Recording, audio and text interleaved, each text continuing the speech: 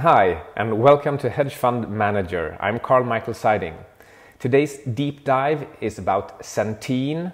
I'm not that sure about the pronunciation, but it's a US healthcare company.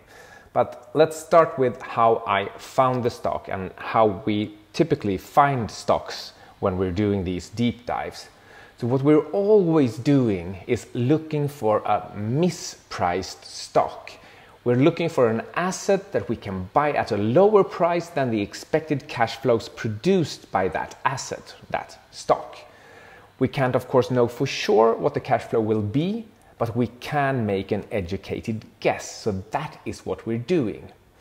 And if there then is a decent margin of safety to compensate for the alternative use we have for our time, our financial and mental resources, then we can use this and invest it and account for the risk of being misinformed or doing too little digging or just having bad luck. And then we have a mispriced gamble.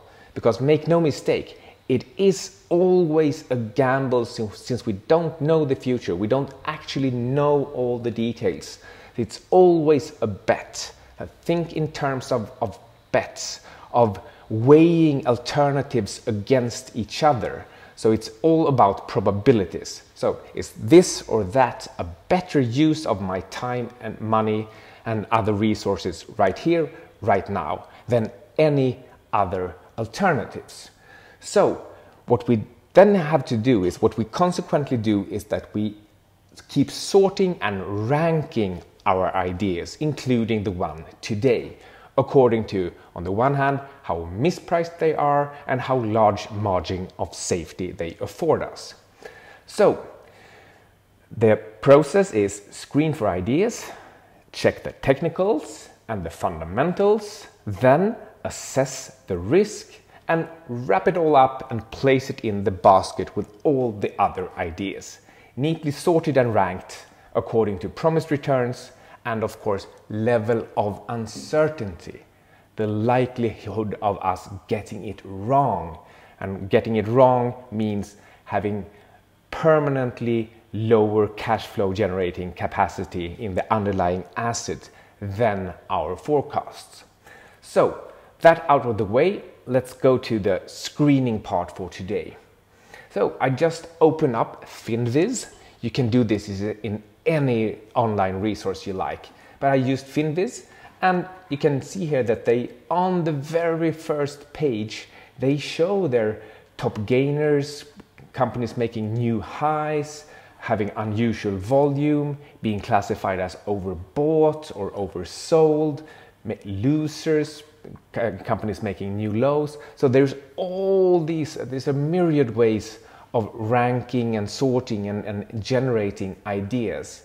So what I went for today was simply, is there an oversold stock?